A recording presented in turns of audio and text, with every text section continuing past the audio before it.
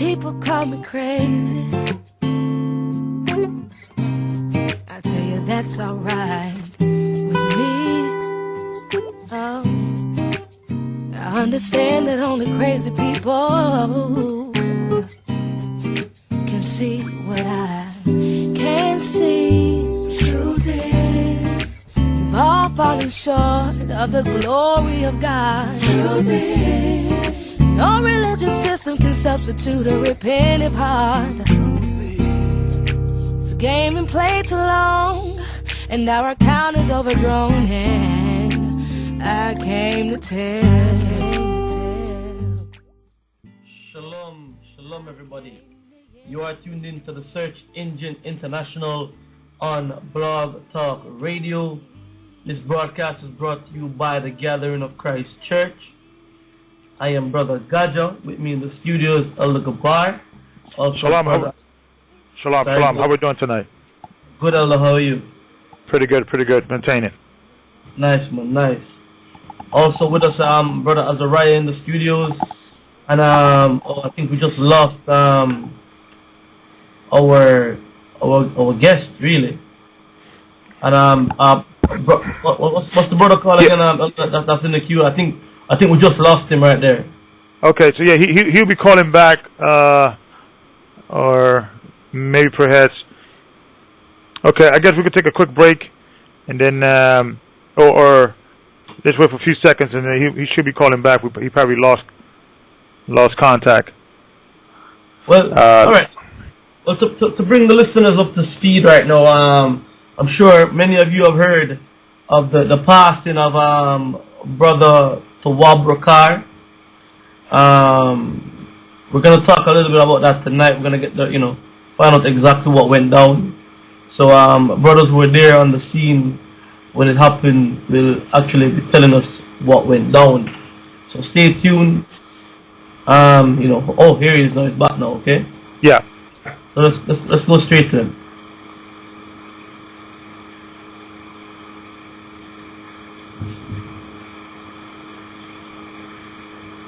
Shalom, brother. Can you hear me? Yes, shalom. I can hear you, brother. Shalom. It's shalom, brother. So thanks for calling, brother. I know we was compelled. We had a scheduled show today, but we was compelled to do a quick tribute show with the brother that passed away in Texas, which was I found out, I believe it's Sunday, but I believe I was texted about it Saturday night, because I believe it happened Saturday night. And there's a brother that actually. He's a good brother. He's been with the church for a while, and then it was a tragedy. And I know there was a news report that came out, and we're gonna get into that in a few minutes. But we wanted to just get your perspective, because my understanding you was the last brother that saw him alive within the church, and we spoke I believe yesterday about it, and it was a tragic event. The brother's name is Latab Rakar. Latab Rakar. Tawab Rakar. Tawab Rakar. Yeah, Tawab Rakar. And he was a good brother. My understanding that Elder Rakar named him. Actually, I remember having a meeting, a Texas meeting, about a month and a half ago, maybe a month ago. And I know, Elder, I know the brother's name, I believe is Cerise? Reese, yes. Reese, right, Curtis. And then the Elder Rakar asked him, how long you been with the church? And I think he was with the church, you've been with the church for 2 years now? Con, okay. And then I remember Elder say, okay, brother, well, you gave them his Hebrew name, Tawab. And then, well, brother, from your perspective, and like I said, anybody that knew the brother could call in. There's going to be a tribute, to the brother. 646-243-09. Anybody in Texas in the Dallas area, in the Houston area. Anybody ever talked to the brother and things of that nature? I spoke to the brother briefly, with the meetings and things of that nature, but I know you brothers knew him more in a more deeper level in Texas. So please call in at 646-200-4309, 646-200-4309. And also, Brother Gocc, anybody that's from Texas that knew the brother, let them go in the front of the line. We usually, when they got these news reports on, black on black crime, and what you'll call, violent crime in the ghetto, they usually play, they demonize the brothers and they make it seem like it's maybe gang related or some form of things of that nature. From my understanding is that from the report, the news report was stating that it was a jealous ex-boyfriend breaking into a home and things of that nature, and it was a situation that the current boyfriend was got into a fight with the ex-boyfriend, and the current and killed the ex-boyfriend. So from what we gathered in the brothers that knew him, it wasn't that type of situation. So Brother Manazak, I always mispronounce your name, and forgive me. Give me a quick rundown that day, what you guys were doing, and I guess we could start. My understanding, you guys were street preaching that day, correct? Con. Okay, yes, so just give us a rundown from the morning or the afternoon until the actual event. The whole story? Okay, Con, Elder. We basically, the brother stayed the night at my house the night before because he really wanted to go street speak the day after. So, the Sabbath day had arrived, and we basically went down to the Galleria, the mall, and we was out there street speaking. We had the megaphone and everything, and the brother was actually recording us while we were street speaking and passing out flyers, and we actually have some videotape of the brother, and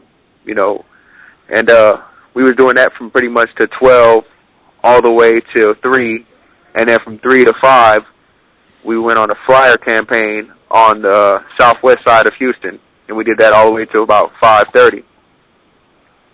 And the brother was real, man. He was going in, basically teaching the word real strong the whole day. And from there, he had wanted me to come, and he wanted me to go with him to take him to go get his daughter, like we normally do every month. For the past month now, I've been taking him to go pick up his daughter. Okay. And it was me, another brother named Henry. He's a part of the church now, and Tawab. So we went, it's on the southwest side as well, southwest side of Houston. And I went over. We went over there, and the brother, got out the car like he normally does, and went to his baby mother's house. And me and Henry was just sitting in the car, realizing that it was taking too long. So I get out the car and walk towards the direction he was walking towards. And mind you, I don't know where his baby mother lives at because I never been there physically myself at her house. I just come there and park and just let him get his daughter. So I'm going that direction, and I hear them, fighting and whatnot. And I start moving towards the direction of where I'm hearing the noise coming from. And then as I'm getting closer, I hear him yelling and calling out, for some help. Mm-hmm. And I'm running towards him and running towards the noise, and I hear a taser go off, and I hear her, screaming at him, pushing him out the house and shut the door. And I see him crawling out from the corner and asking me to come help him. Okay. So I run to him, and I pick him up and put him over my shoulder, and I take his shirt off so I can access his wounds and basically see what type of wounds he had. And I put the shirt on his biggest wound, and I'm walking him to the car and asking him what happened, and he was telling me that, Jackie's boyfriend was stabbing him. So as I'm walking him to the car, I set him in the car, and I asked the brother Henry that was with us, who was waiting in the car, where's the nearest hospital? So we're driving in, and I I'm hearing the buzzing noise go off in the back of the car. I don't know what it is, so I turn around and reach and grab for it, and it was a taser. And I asked him, I said, well, where did you get this from? And he said, I got it from Jackie. I said, she was tasing you? And he said, yes, she was tasing me. So I'm driving. I get 3/4 of the way there, and the brother asked me to pray for him. And at first I told him, I said, no, I'm not going to pray for you because it's not that serious, because I didn't know how serious it was. And then when the brother yelled at me, he told me, he said, pray for me real loud, pray for me. So that's when I knew it was serious than what it was. So I started praying for him. And the brother, after I finished praying, I turned back, and because I got to a stoplight to really turn around and basically, show him some love, you know what I'm saying, and actually, be with him. And he looked at me, and he didn't say anything, but he looked at me like, appreciation, like thank you. And he had no fear in his eyes whatsoever. But he looked up and he said, I'm passing, and I'm going to go now, and I'm passing. And just lifted his head back and looked at the ceiling and just took his last few breaths and died.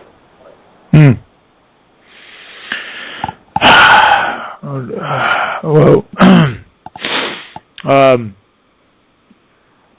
also, when I got to the hospital, the doctor had told me that he was diagnosed with over 10 stab wounds all throughout his body, and his heart gave out on him because of the taser that she was shocking him with. He probably would have made it if she wasn't tasing him, because his heart wasn't acting right because of the electric voltage that was going through his body.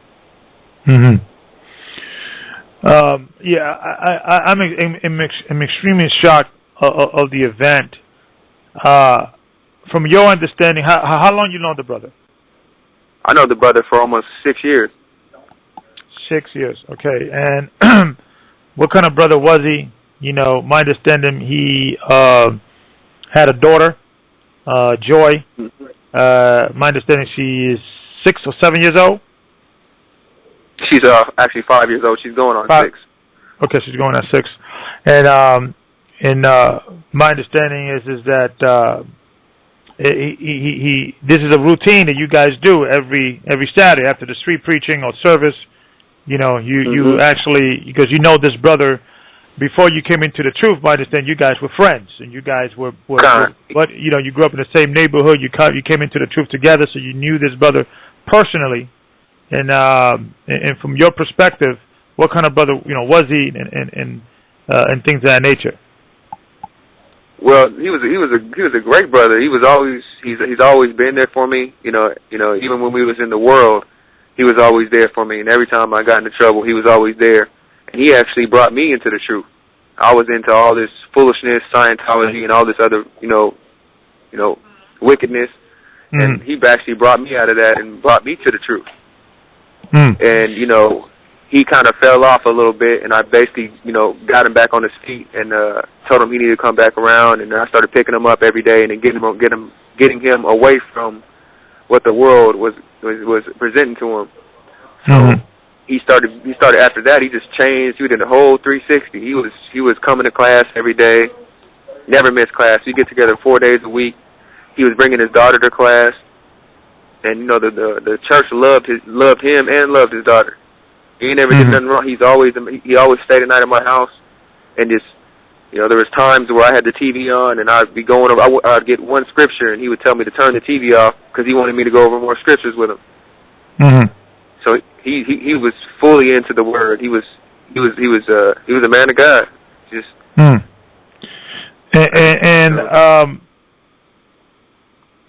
from your perspective, because the story just seemed bizarre.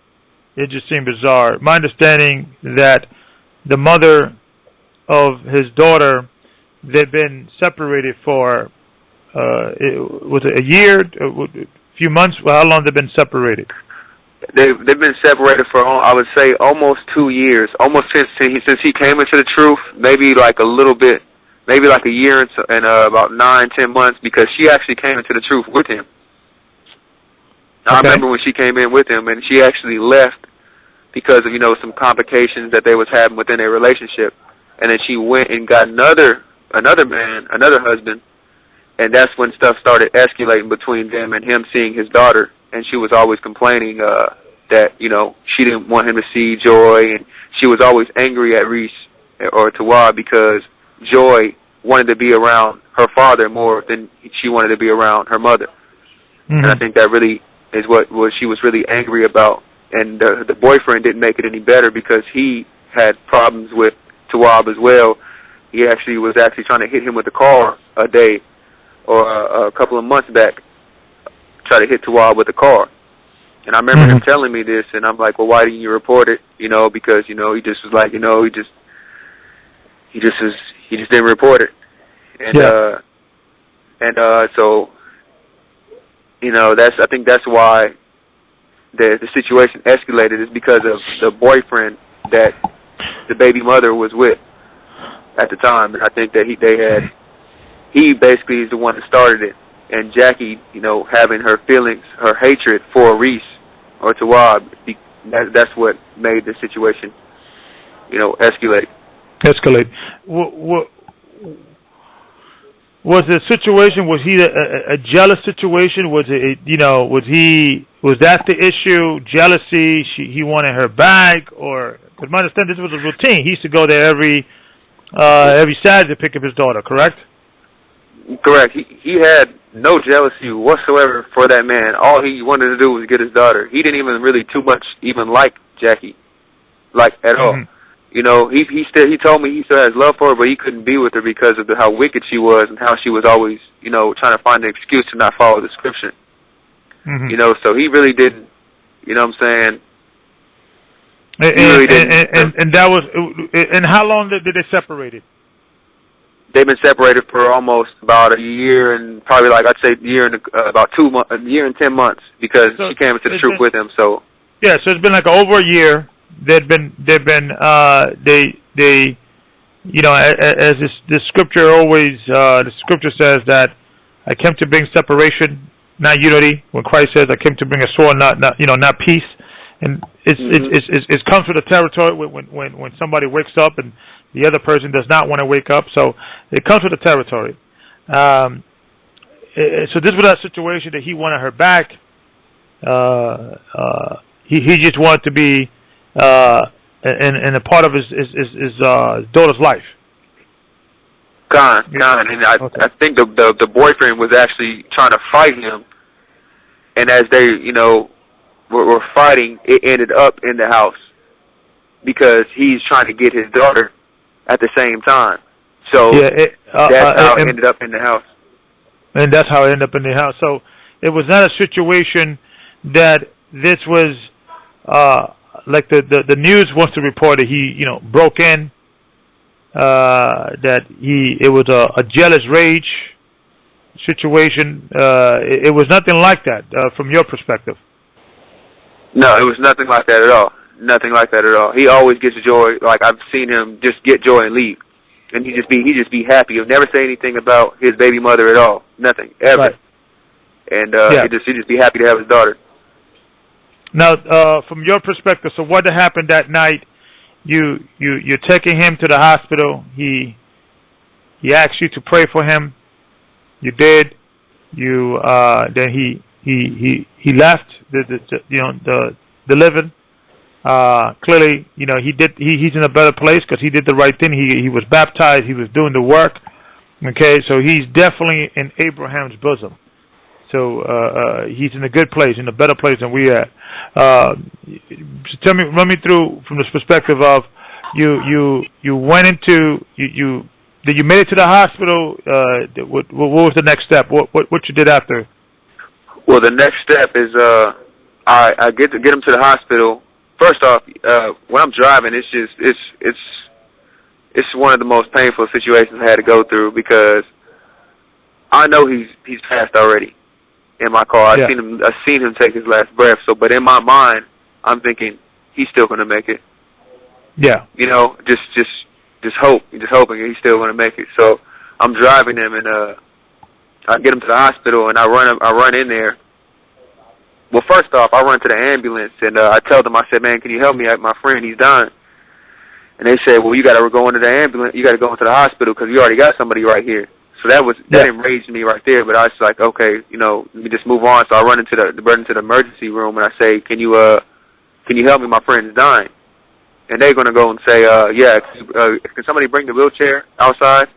And I'm like, I look at them like, with a distraught look on my face, I'm like, are y'all stupid? Like, my friend is dying right now. You don't need a wheelchair. You need a stretcher. You need and then so they bring the wheelchair outside. I'm like, whatever. You know what I'm saying? Just come and get him.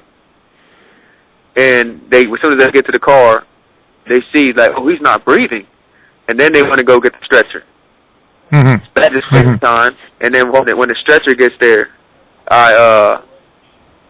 because they see a black man, they don't want to just too much put they all into it. First off, yeah.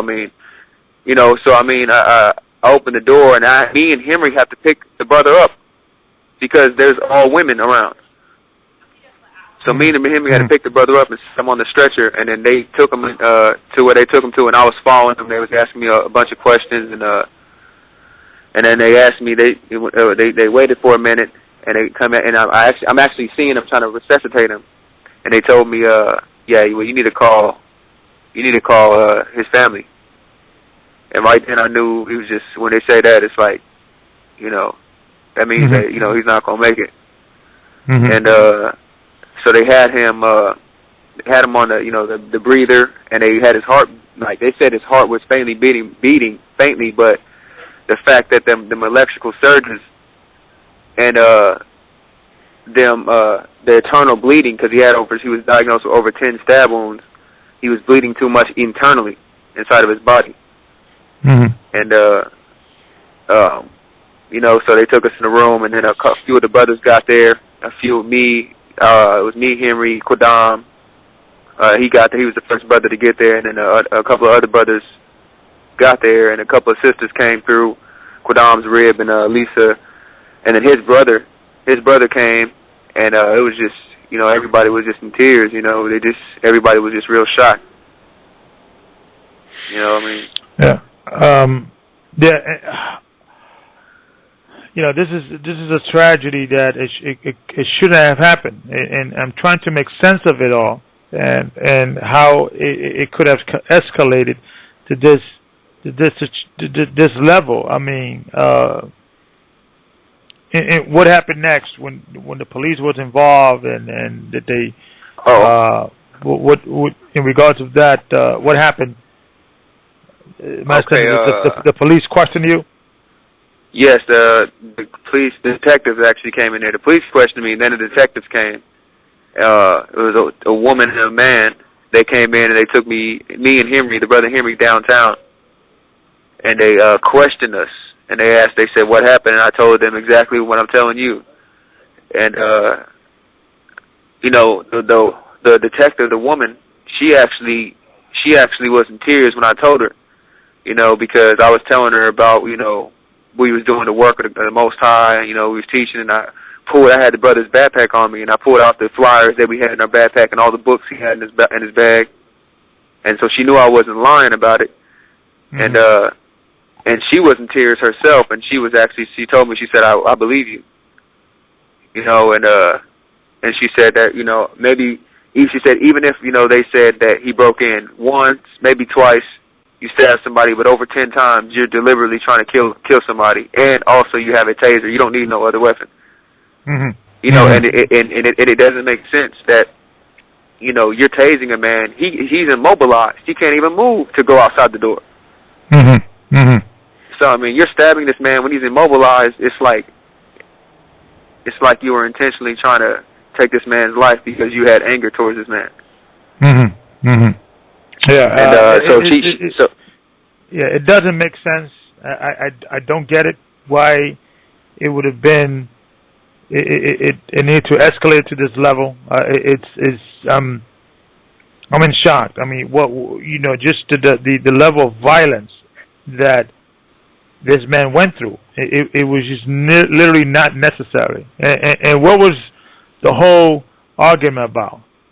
The man wants to see his daughter. Now, we don't know exactly what happened. Maybe perhaps the brother, overreacted, things of that nature, and was upset that maybe perhaps the young lady didn't want to. What do you think happened from your perspective that night? I think that from my perspective, I think that he knocked on the door, And he was like, well, I came here to get Joy. And she was probably like, well, no, you can't have Joy. You should have called before you came or whatnot.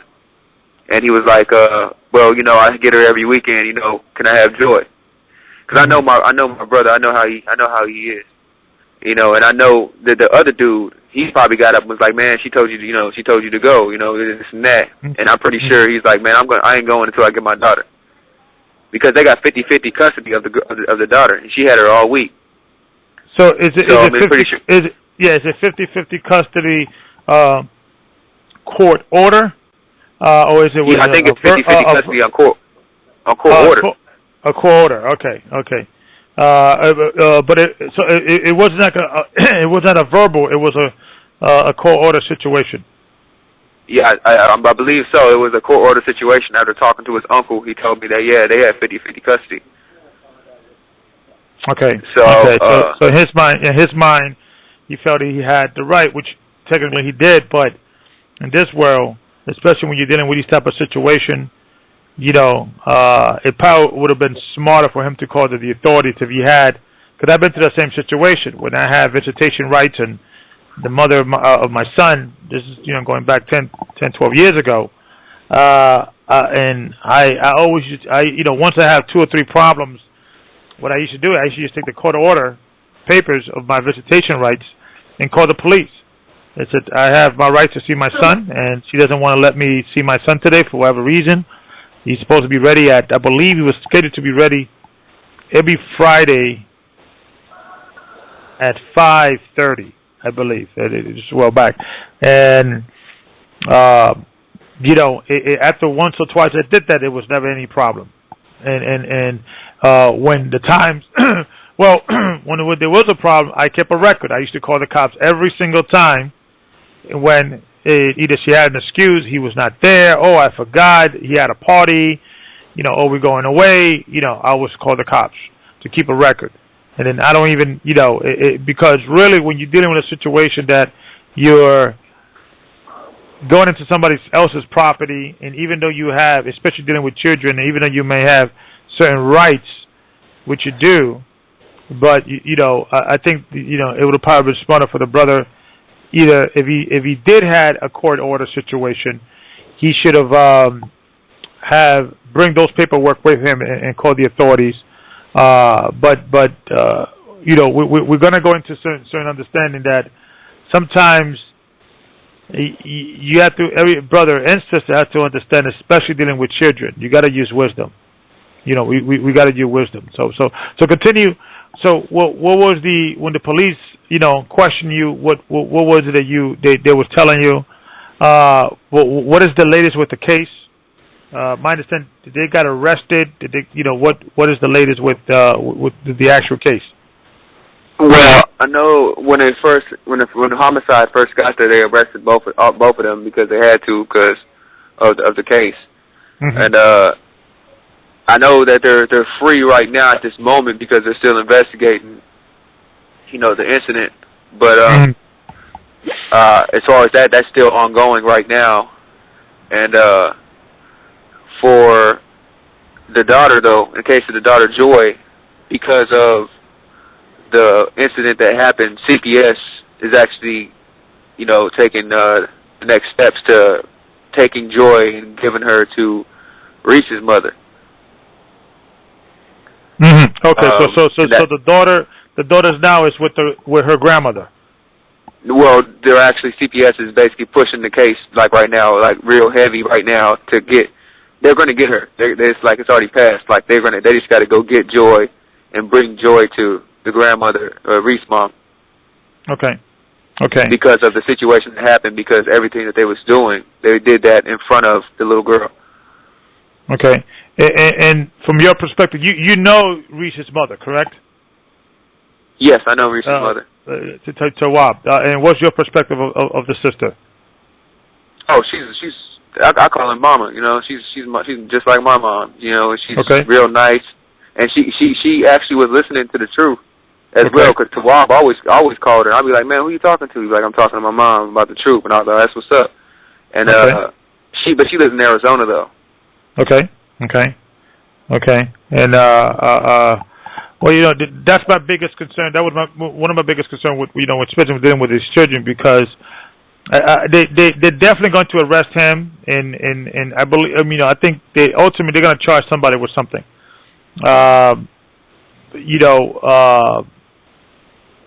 I'm surprised, and maybe because I'm from New York, because in New York they really frown upon these type of violence, and they would have that guy probably, they would have arrested him and charged him with something. But I know in Texas, when you're in somebody's property, the person could basically blow your head off. What's the law in Texas in regards of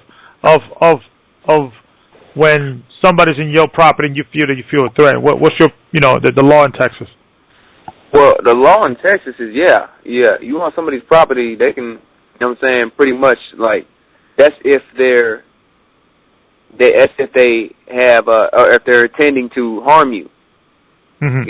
Then you can put them to death if they're intending to harm you, though. But that wasn't the case with Tawab, because Tawab was going to not intend to harm them. He was coming there to get his daughter, and the boyfriend, he's not on the lease of that apartment. Mm-hmm. So that apartment is leased to Jackie. So that's not his land. That's not his dwelling. So mm-hmm. he didn't have no right to do what he did at all. Yeah, and from your perspective, she is claiming that he came in there to why? What is from your perspective? I know the news saying there was a jealous rage, but clearly that's exactly not the case.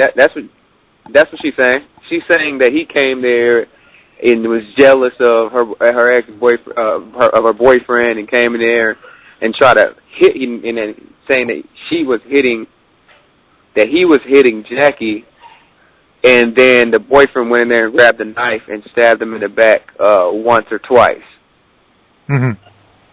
But the brother got over 10 stab wounds, and she didn't mention the taser, how she was tasing him. Well, that in my understanding is that you heard two tasers. Or what Sorry? you heard? What my understanding is that you when you was running, you was looking for him, and you heard the commotion. So you was running towards the commotion, and you heard the taser go off. Yeah, I heard the taser. It wasn't like I heard the commotion, but also I heard the taser going off too. Then as well, I just didn't know what it was. Okay. I was like, what's that? What I'm saying? That's when I started moving towards the area, and then I hear him yell. I know his voice, so I'm running towards it faster. And then as I get closer, I hear the taser. It's clear that that's what it is. So she's tasing him before he's getting stabbed, and while he's getting stabbed, and afterwards. And my understanding, you heard some like some kitchen, the spoon, like some. Okay. While all this was going on, you heard like spoons and some form of like forks and knives, like somebody's reaching out for. You think that's the time when the individual grabbed the weapon, grabbed the knife? Yeah, I'm thinking that's when it's happening. I'm figuring the Tawab is fighting. The brother's name is Joseph. Mm-hmm. So Tawab is fighting Joseph. And then Jackie comes and tases him. And then when he tases him, he turns around to grab the taser. He's discombobulated because he's tasered. So he's trying to grab her to take away the taser from her. And as he's doing that, that's when he goes in the kitchen. That's when I hear all them spoons clash together. And then he gets the spoon, he comes back and he stabs him. And then he turns around and starts fighting him again because he's stabbing him. And she's tasing him in the back while he's stabbing him. While he's stabbing him. And then that's when I get close. So all this is happening real fast because that happened real quick. And then as soon as I hear the taser, it's like boom, get out the house. And by the time I come around the corner, he's just already at the house. He walks towards me and everything. He walks towards me, and then he falls to the ground. And then that's when he starts crawling. I'm just pick him up off the ground because I'm just shocked at first because I see my Tawab going in normal and he comes out all bloody. Mm-hmm. Like if he came in there with all his garments were white, and then he came out and all of them were red, all the way from top to bottom. So he was getting. What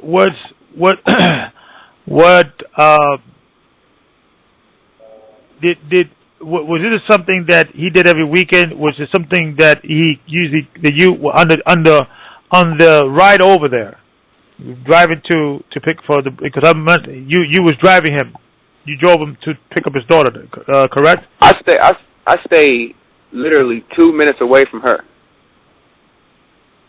So you live 2 minutes away from the mother's his ex-girlfriend. Yes. Okay, but what I'm saying, but you was driving him on your way home for him to pick up his daughter. Right, and we was gonna come back to my house and hang out with a few of the brothers, from that we were street speaking with earlier that day, and then we was gonna take him. I was gonna take him back home before I had to go to work the next day. So he was picking her up as he usually do. So that was a routine that he did. Correct? This was not every Saturday. That's a routine. Yeah, and this is why he was concerned, because usually she drops her off on Friday before the Sabbath day, and we take her.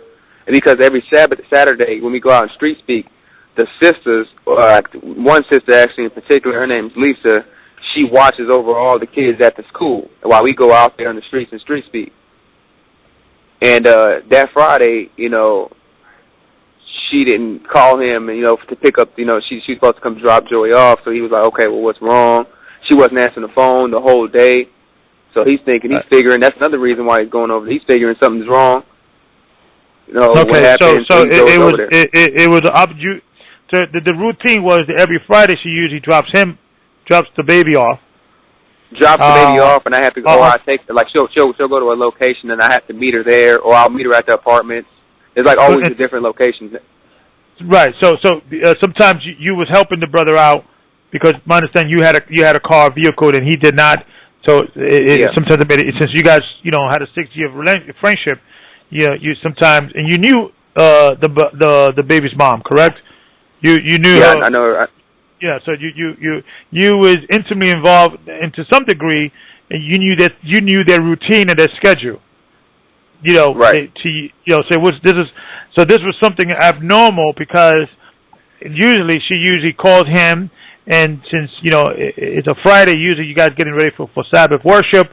So usually she either dropping him off, or he's calling you, telling you, hey, can you do me a favor? Can you pick up my daughter on the way to the church? It was that type of routine kind of situation. Yep. Okay. Yeah.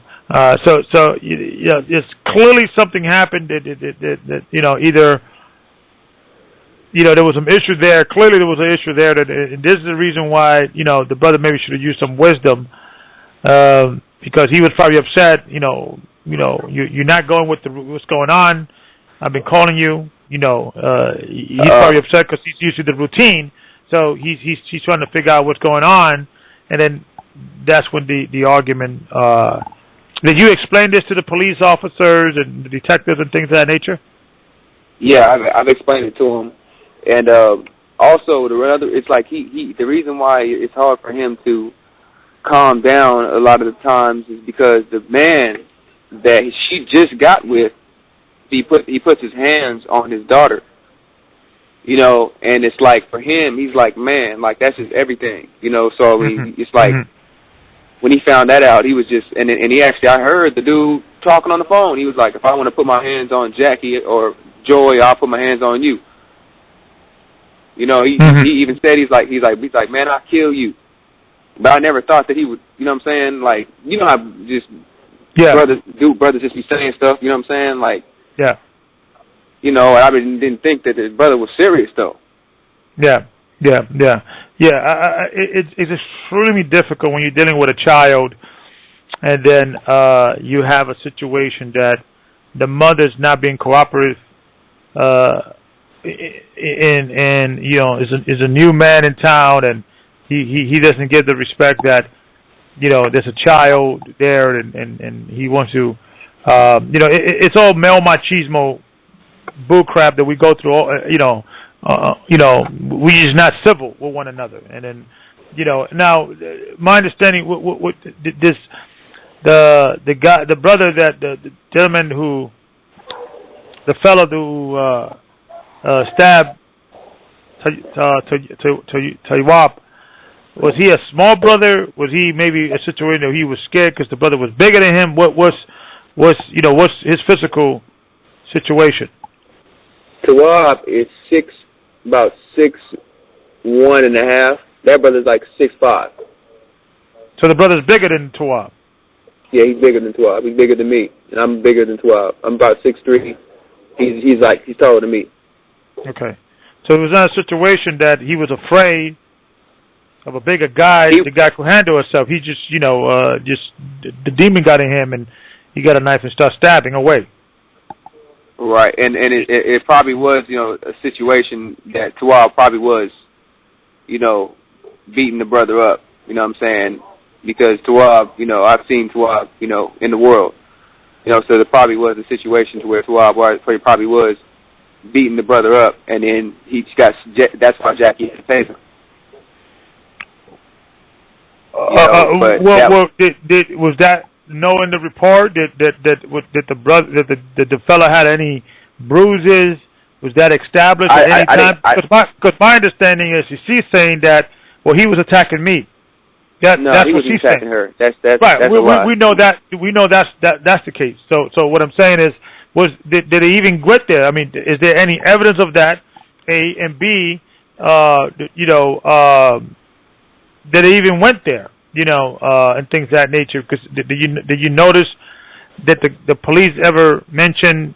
Because my understanding, when you were in the prison, they were also they were being questioned also in the police station as well. Correct? Yes, they were there. I heard Joy and Jackie and the man all in there at the same time. Okay. Did you physically saw them in the prison? I didn't see them. No. Okay. What you heard? Were they saying anything about he was attacking me or he was fighting me and I was scared for my life or look at this bruises, look at my eye? Did you hear anything? No, I didn't hear anything to that nature because when they interview us, they interview us in a room that's like styrofoam, and you can only hear the people that's outside the door. And they must have been in another room inside the room, So you heard where you heard them, but you were not able to make out what they were saying and things of that nature. No, I wasn't able to make out, but I can hear Joy, I can hear her voice, and I knew it was them. Okay, and my understanding, they are free, but you spoke to a family member, I believe an uncle, and he stated that there's sufficient evidence that they're going to make an arrest. My understanding. To my understanding, I think that somebody's going to get arrested. I just, I don't know the whole details of that because they haven't disclosed that information just entirely yet. To my knowledge, as far as talking to the uncle, he told me that somebody was going to get arrested. I think both of them should get arrested, me personally, but Well, clearly, I mean, this was clearly an attack. This is, clearly, tasing the brother, and then stabbing him while he's being tased. Even if there was a physical altercation, and once you tased the individual, there was no need for the gentleman to go run to the kitchen and grab a knife and stab him 10 times. That was clearly a crime of passion. That was not self-defense. But usually we don't know how the system works these days. They probably, they probably want to go to the next case and things of that nature.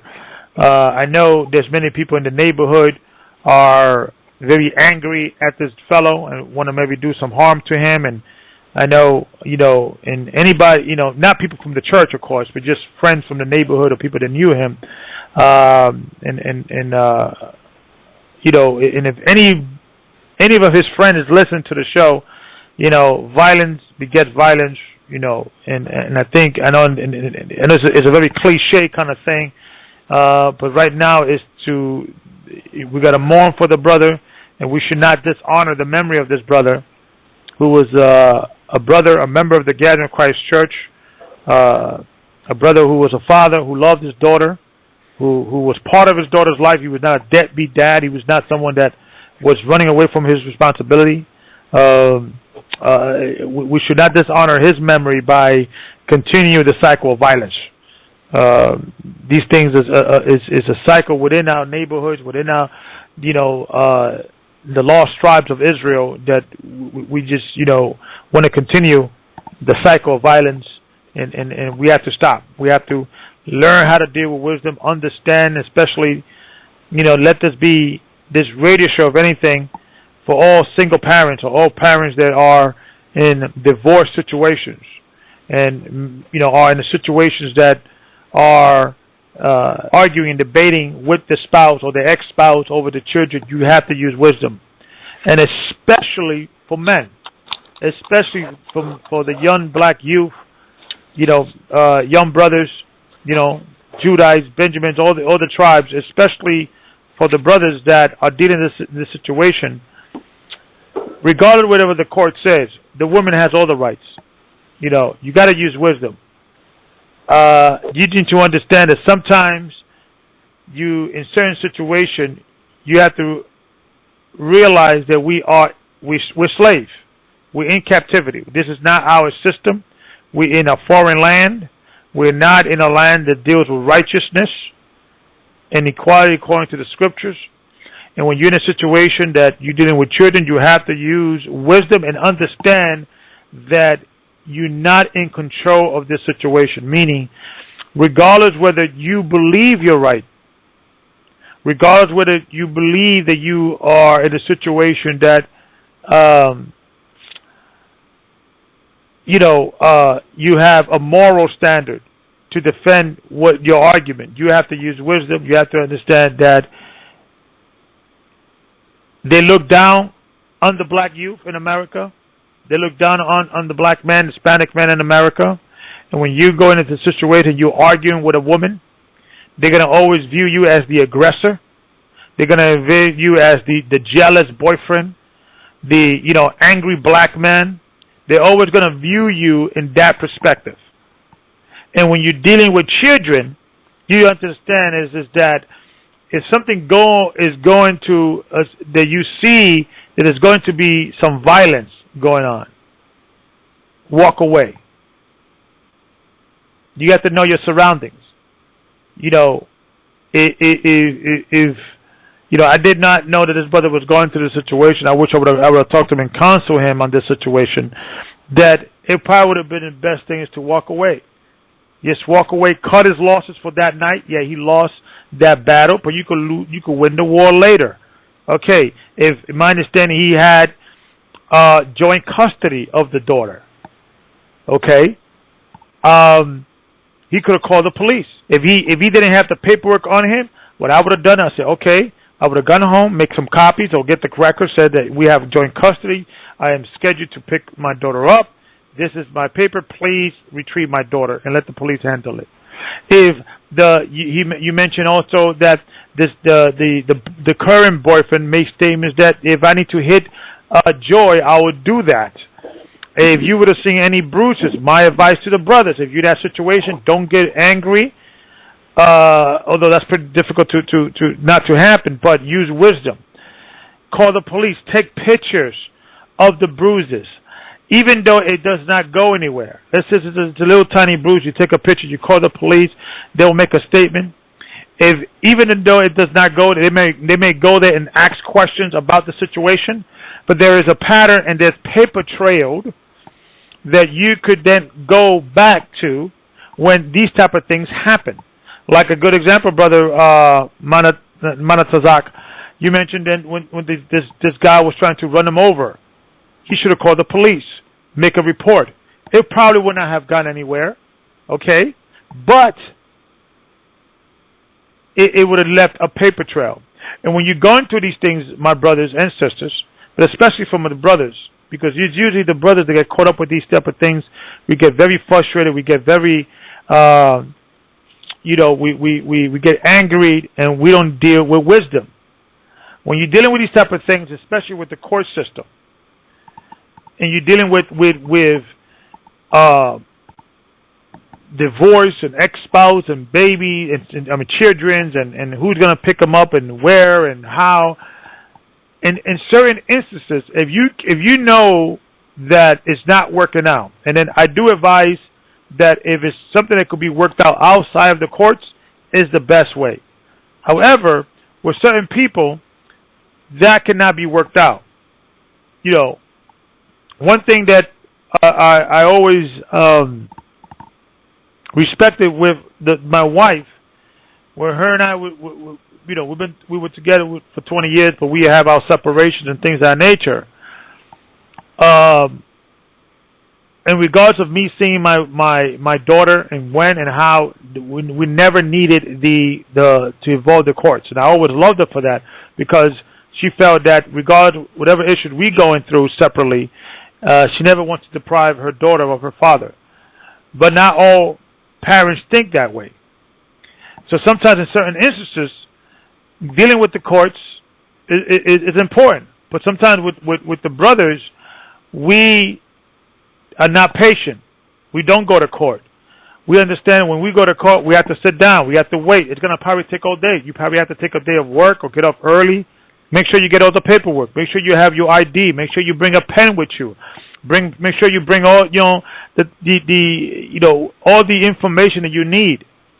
Brothers don't do that. We're not patient that way. We get very frustrated. We just walk away.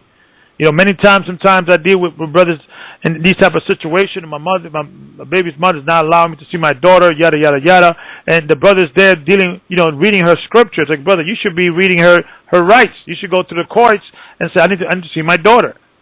And so, in certain instances, dealing with the courts, if you deal with wisdom and things of that nature, sometimes if you do it right, it could work for you. And things of that nature. Like I said, if you could work it out, if you could work it out of out of the courts, that's the best case scenario. But the brother should have just when it got hot, and she didn't want to give his daughter to him, he should have just walked away from the situation. And assess the situation and ask for counsel and things of that nature. And if any brother or sister is going through these type of issues, please call. If you have an elder within your area, please speak to him. If you need to contact the elders of the GOCC, myself, and things of that nature, please use wisdom or counsel from elders before you make any decisions. But you don't have the right to take someone forcefully. It's one thing if you had the daughter, he had her in her possession, and you was in the park with her and things of that nature, and she wanted her daughter for whatever because she was upset. So that's one thing. But even then, I will call the police. Okay. Even if you have a situation, you got the paperwork that your daughter is supposed to be with you, call the police. I've done this not 1,000 times, but I've done enough to know it works. Officer, my name is Carlos Rodriguez. This is my court order. I'm supposed to be seeing my son this weekend. She didn't allow me to see my son. They'll knock on the door and say, you have to get Ethan ready. She didn't like it. I didn't have to yell. I didn't have to knock on the door. I didn't have to in any way get involved, see my son. It is what it is. But if you're not ready to go that route, sometimes you have to cut your losses. In other words, let's just say that weekend she did not want you to see your child because she made plans with her new boyfriend, whatever. But rather you get into an argument, you may have to cut that losses.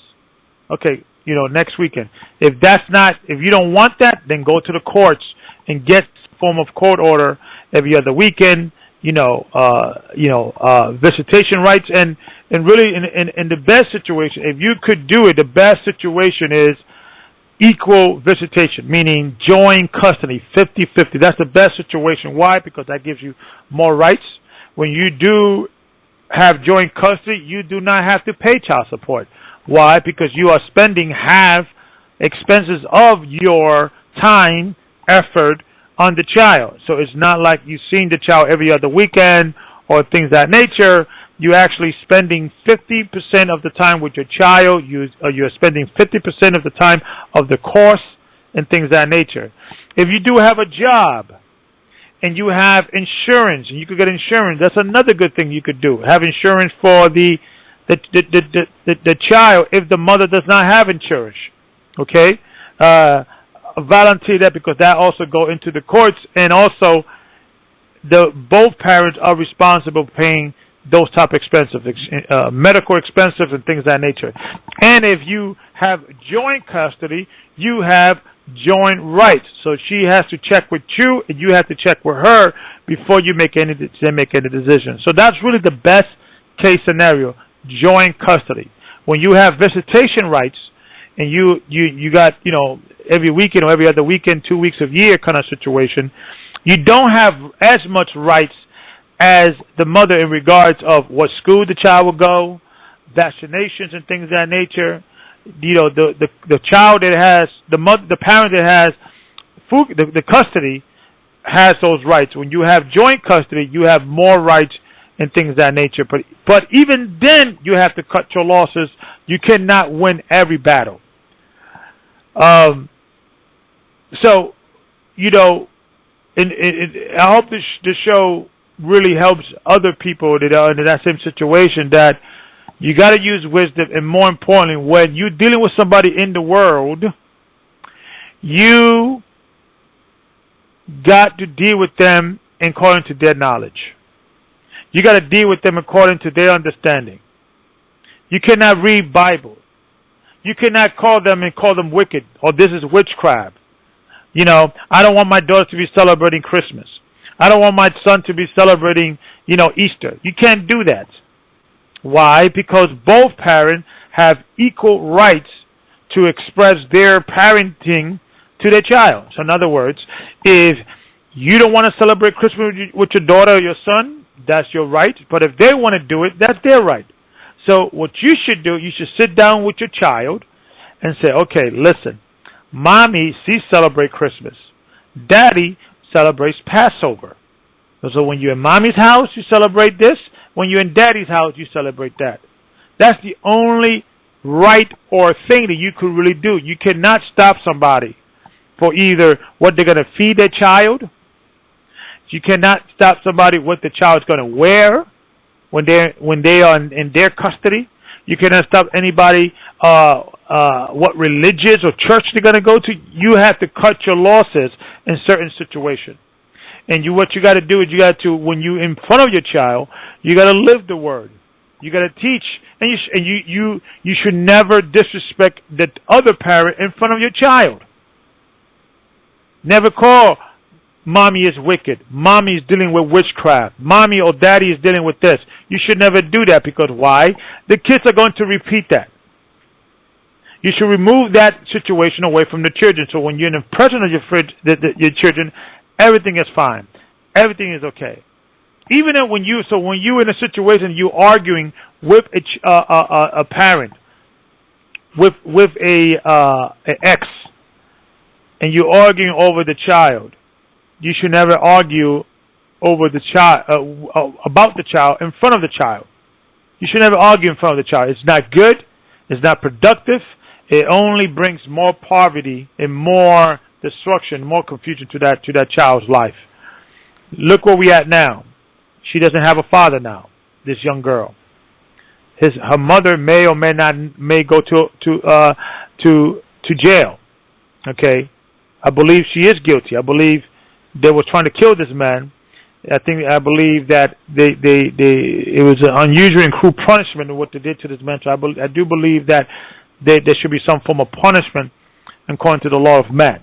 However, whatever happens, this young girl will never be able to see her father. The brother they killed, Tawab, he's going to lose whatever years he's going to use, 25 to life, 10 years to 15 years, whatever. He could never take that back. So look at all the destruction that happened over an argument that it could have been avoided. Cooler heads prevail. And we have to understand that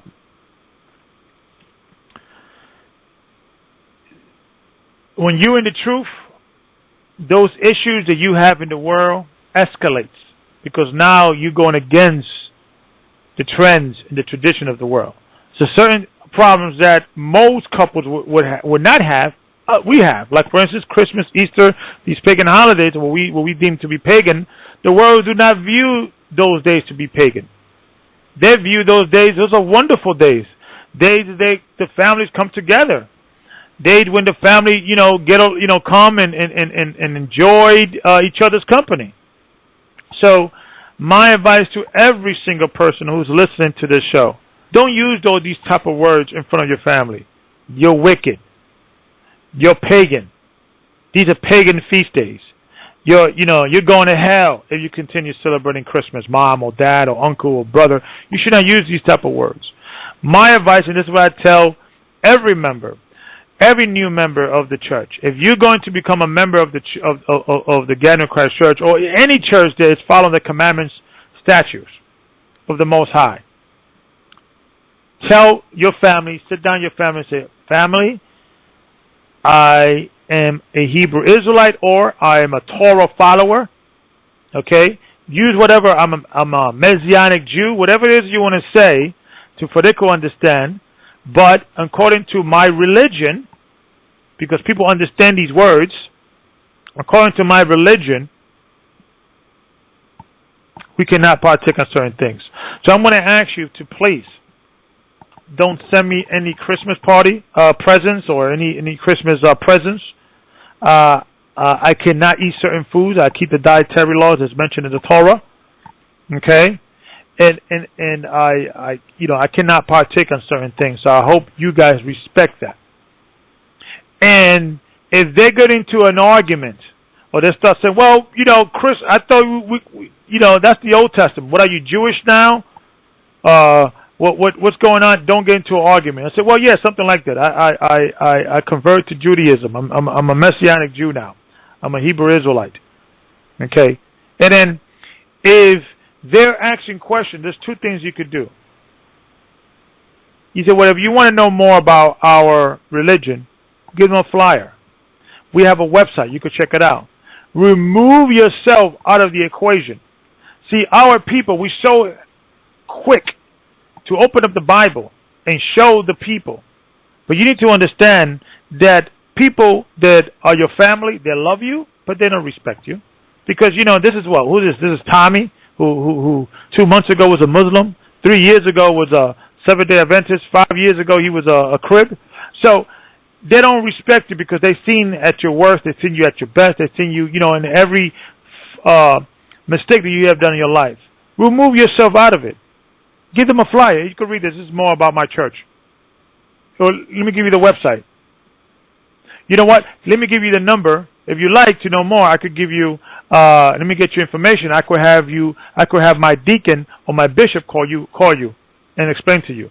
That's really the best way to resolve the issue, or to really get the truth. Because sometimes when you get the truth from a stranger, you can receive it more, or not necessarily receive it, but respect it more. Not necessarily you're going to receive it, but you're going to respect it more from a stranger than from a family member. So that's my advice when it deals with family and things of that nature. But when you're dealing with children, you got to use wisdom. You really have to understand that you're not going to be able to win every battle.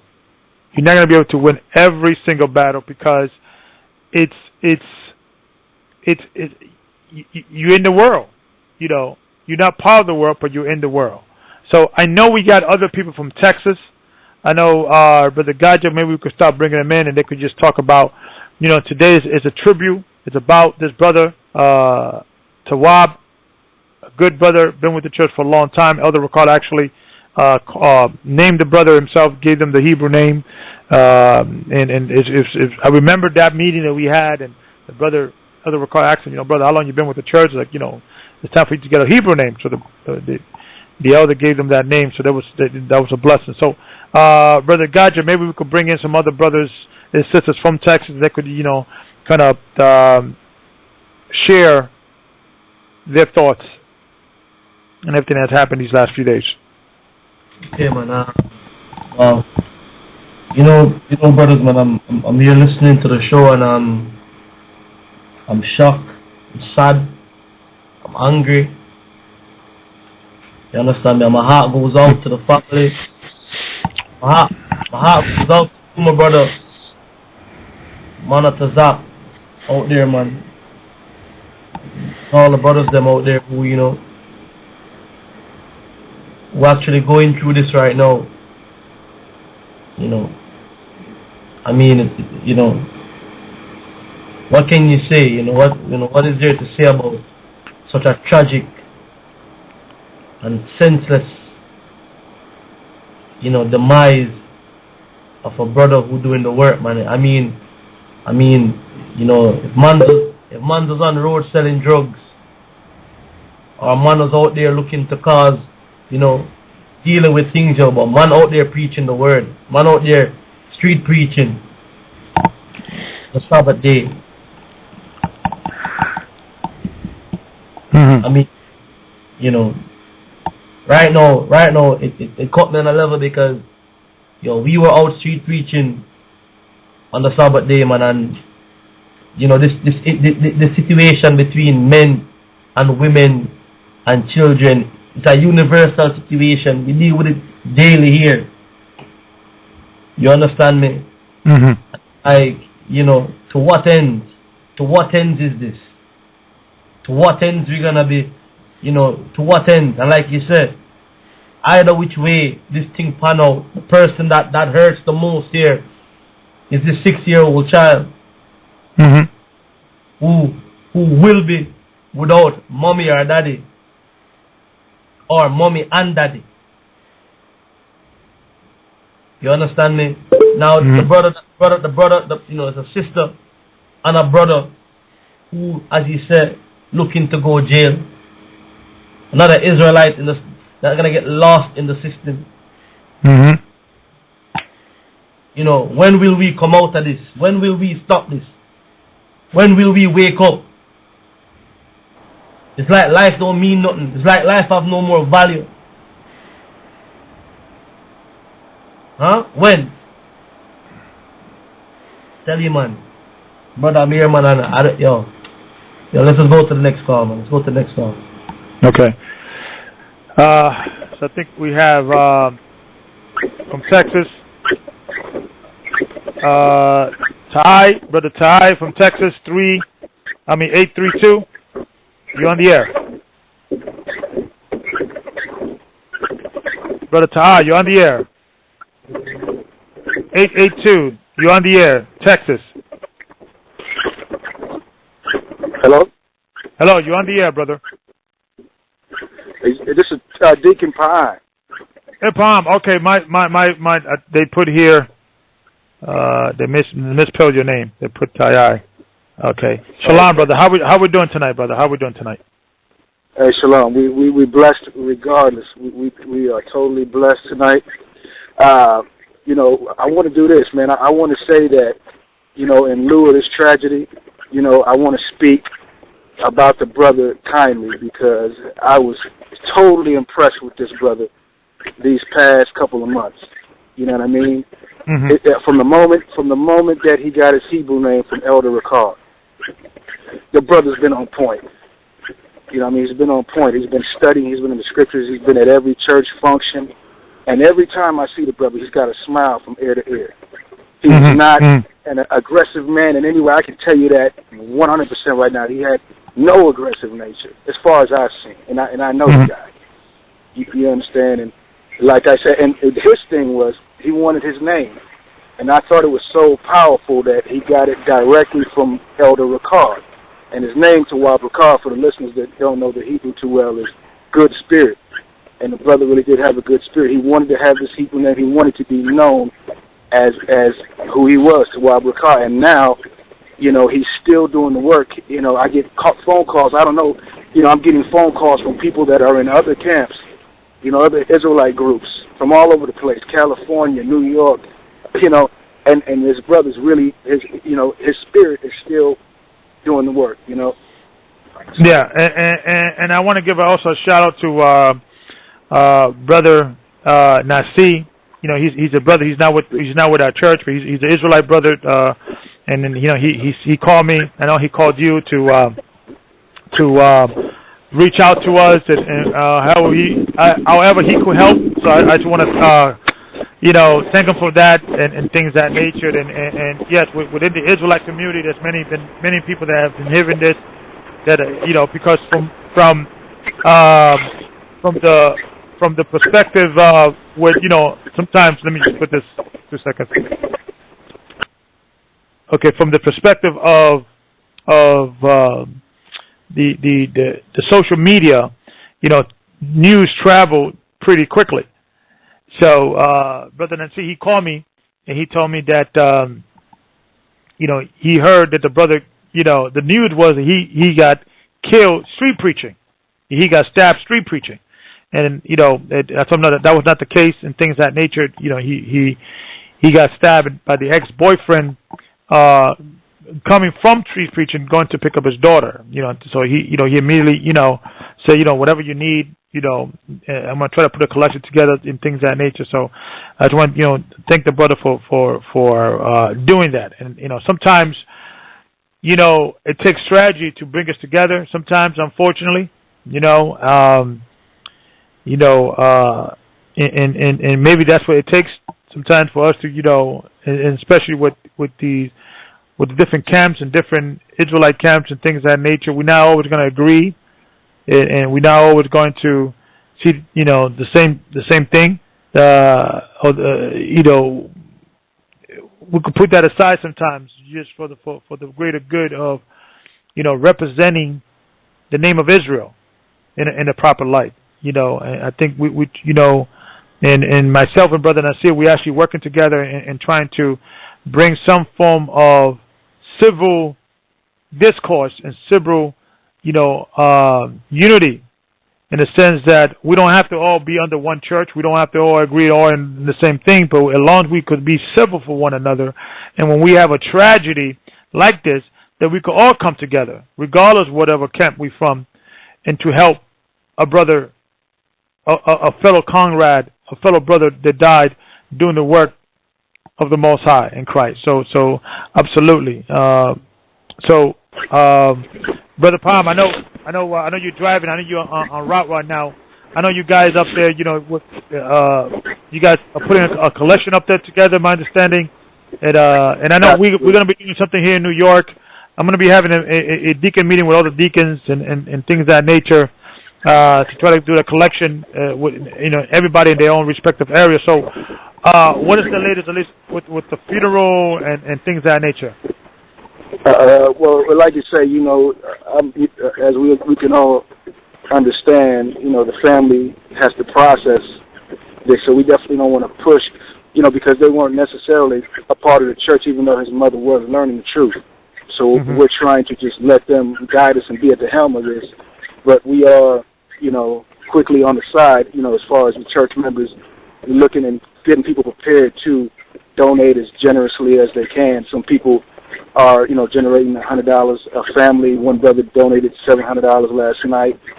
You know what I'm saying? And but we did the calculation on our own, and so an average funeral out here in Texas is going to be around $10,000 at least.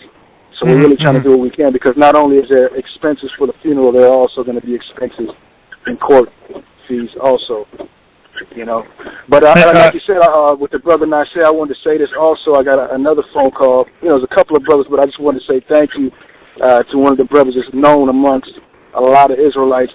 Brother Gocc had called in too, and he wants to support and help generate funds also. But like I said, what you said was absolutely correct, brother. At some type of medium, we're going to have to, be civil as people who's just starting to wake up. Yeah, absolutely. So yeah, I didn't know that. I know Brother Sabat. I just want to say thank you for Brother Sabat for calling and supporting and things of that nature. And Brother Nasir, thank you for supporting and calling. And like I said. Like I said, you mentioned that it takes about, the average about $10,000 let me just put you on mute here for 2 seconds. I hear some background. Just, it takes about, $10,000 to help his funeral. We're going to try to collect as much money as possible. If you're looking to help and you don't know how to do it, send a email to either there's three choices. Just the three things you could do. You could send an email to gathering as one, the number one L at AOL.com, or GOCCNYC at yahoo.com, or you could just call the 800 number. And I do apologize for those that have called and have not gotten a response, but we backlogged on them. So in a few weeks, so we should be calling you back. But you could also leave a number at 888-334-3330. That's 888-334-3330. If you want to help and donate, we'll be able to facilitate that and things of that nature. Then, Palm, let me just bring Brother Palm back. I'll put him on mute because I know he's traveling. So, Brother Palm, please keep us posted in regards of the funerals and things of that nature. Mana, I know, Brother Mana Tazak. I know your friends. You're communicating with the sister and the mother, or at least the sister. Are you speaking to Mana Tazak? Yeah, Mana Tazak. Okay. I actually to the mother today, and she said that actually because she wanted to respect Tawab's beliefs, and she actually said she wanted us to have full control over the service. Okay, well that's a blessing. That's a blessing. And, so good. You were saying? I was saying also, man. She was saying also that she actually was crying because actually she didn't know that we was going to generate, all these types of funds for her, because she was actually struggling for the funeral. So she said that she wanted to just say thank you, and she said just she just wanted to say thank you. Okay. Well, that's a blessing. Well, we're gonna $10,000. We should be able to reach that nationwide. That shouldn't be a problem. What we're gonna do is, and we could be communicating with you and also Brother Deacon Payam, and how to facilitate that. Maybe we could set up some form of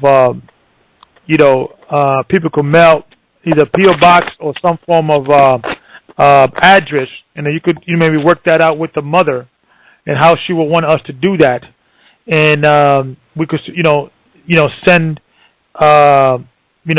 like a money order or a check directly to wherever she feels comfortable. So you just communicate that with her and communicate with Deacon Payam and also Deacon Kudam. I know he's working, but we'll talk on how to kind of make that process as simple as possible.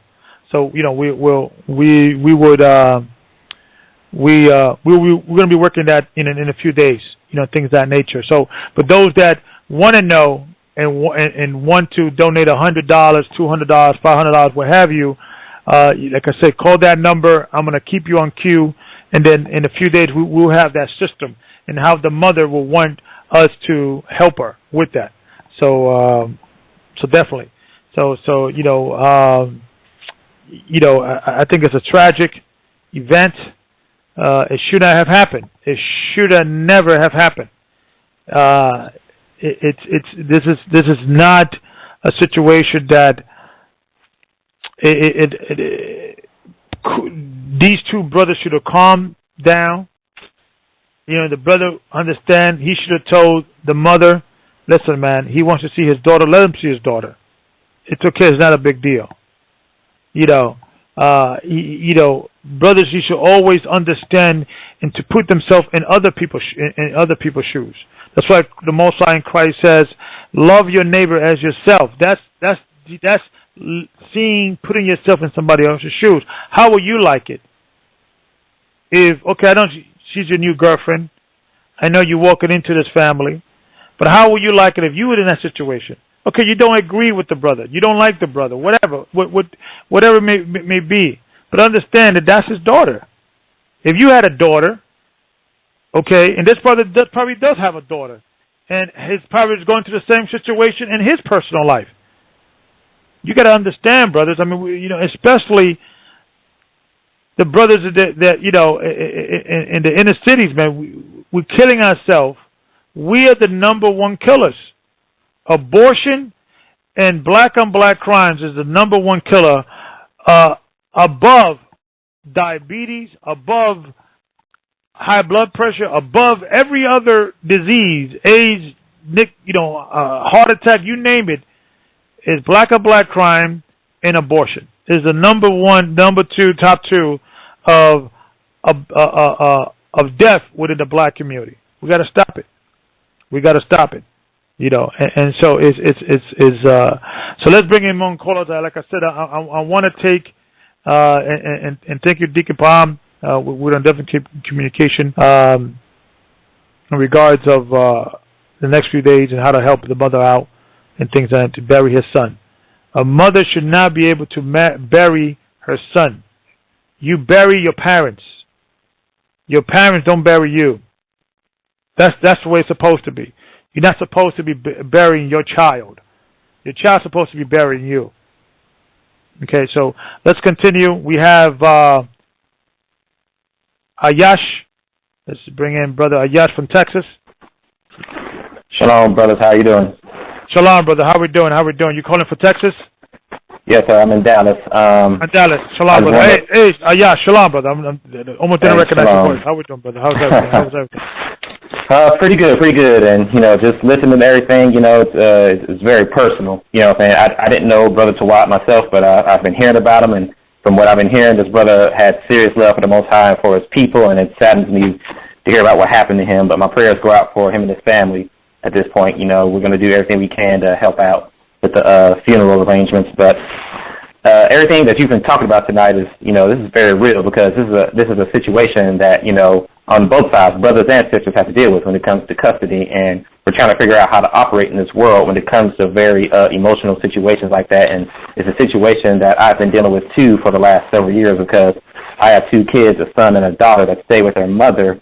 And me and her don't exactly get along, and I've made plenty of mistakes in the past, trying to deal with her and trying to get my kids and, trying to pick up my kids and drop off my kids. It's always been problems between me and her, and I didn't always handle things the best way. And I wish, I had reached out for some wisdom in the past. But I just want to, number one, just give out, a legal pointer, and I want to bring out a couple of scriptures, that will hopefully help my brothers and sisters who are dealing with this kind of scenario. I do know for a fact there are times when the mother of my children will refuse to give me my children on our agreed night, which is court order. But the thing is, it's a family court, and it's considered a civil matter in Texas. So let's just say you're going to pick up your children, and you actually have the court order with you, the original. And let's just say the other party will not give you your children as the court order stated. The police officers cannot force them to give you your children. They consider it a civil matter and not a criminal matter. But what you can do is you can get a police report. You can request a police report from the officer right there. They'll give you the ticket. And from what the detective told me is that the other person has to deny you access to your children 7 consecutive times before you can actually take action. Or in the meantime, even before that, you can go to a family court and file a motion for enforcement for your visitation agreement.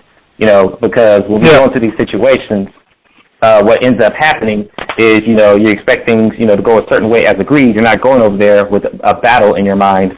But when things don't work out with your kids, immediately, you get emotional. You get angry, and you want to act in your emotions. And that's exactly what cannot happen. And just, seeing what happened, I feel, very blessed, to still be here because there are plenty of times where I've come into it with the mother of my children, her boyfriend, and her brother. And I'm just, very blessed to be here because I've been foolish. That's why I'm very glad we're talking about this tonight. But quickly, I want to bring out a couple of scriptures. I want to read Proverbs 24 and 6. And it says, before you go there, brother, also, you bring a good point. Find out the law of your state because in New York is different, in Texas is different, in Arizona is different, in California is different. So find out the law of your state. In New York, they could you could call the police if you have a court order. You have to go to the police station. You sit there for like an hour or two. You have to assign a police person to you. You drive to it takes a long time, and they don't like to do it, and they try to deprive you to do it. But I did it, found a few times, and but like I said, find the law on your particular state. Exactly. Because each state is different. But go ahead, brother. Yes, you have to fight a different way. You have to use your brain when it comes to an area like this. Proverbs 24:6, it says, "For by wise counsel thou shalt make thy war, and in the multitude of counselors there is safety." So the important thing is, dealing with this specific type of situation when you're dealing with transactions between you and the other party and picking up your kids, and if things between you and that person don't go very well, and they're probably prone to, try to cause problems. Well, the thing is, like I said, you can't go on emotion and try to barge in and make things right make sure the outcome goes your way, because number one, you got to think of the children, and number two, you're the light, you're the salt of the earth. You got to represent the Most High. You can't cause any offense.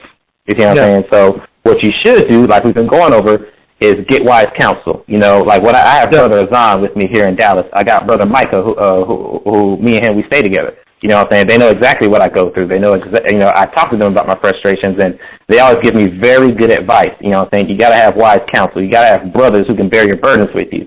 You know what I'm saying? So they can share that wisdom with you. It says, in the multitude of counselors, there's safety.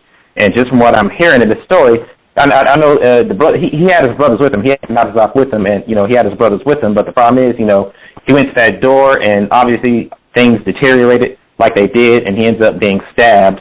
He ends up being tased, and what happened there is that, there was a lack of counsel there directly. You know what I'm saying? Not saying that they were not there for him or supporting him, but there was a lack of counsel directly. Like, let's just say, there are times where even my brother Micah, he's gone with me to pick up my children, and he's there directly, right there, you know what I'm saying, to record everything or to witness everything, you know what I'm saying, to make sure nothing goes down, and and because he knows the mother of my children too, so, they've done that before. Even Micah's mother, I've had people who were there. You know what I'm saying? Not saying I can't handle my own business, but sometimes if that's what it takes, that's what it takes. You have to use your brain. Yeah. And the next scripture I want to bring out, this is how we have to fight in the spirit. You know what I'm saying? Philippians 4:6 says, "Be careful for nothing," meaning, don't get stressed out about anything. "But in everything by prayer and supplication with thanksgiving, let your requests be made known unto Ahia." So there are times when I'm looking forward to a situation with dread, like dealing with the mother of my children. You know what I'm saying? We don't get along. I know it's probably a situation I'm expecting it to go badly. You know what I'm saying? So what I do is I just stop and pray. I say, I just pray that you put your spirit upon me. Let me not become prideful. Let me not become angry. Give me patience. Give me peace. Put your spirit upon her. You know how she is. Just let us get along here. Just let it go well. You know what I'm saying? And every time when I do pray, when I go into a situation like that I dread with prayer, it always goes better beyond, what I expected. But if I happen to go into a situation like that without prayer, you know what I'm saying, at best, it's very tense at best. Yeah. You know what I'm saying? So, number one, we got to go in with prayer, and number two, you got to have wise counsel. You can't go in this alone. You can't go in trying to win the battle on your own. Don't do that, because it's going to go wrong. So I just wanted to share that with my brothers and sisters. Yeah, absolutely. And if it gets hot, it's best to just walk away. If it's getting too hot, just walk away.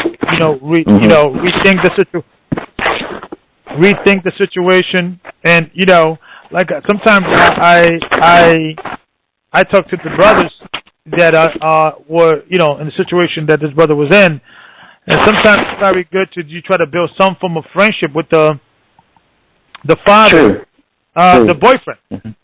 Just say, I just, and try to talk to him and say, listen, it didn't work out, and with us, it's cool, and if that is a route that you may have to go to keep the peace, maybe, you got, like I said, use wise counsel. Go, okay, this is not working, okay, let's go another route. Okay, this is not working, let's go another route. But what the understanding is, we in Babylon.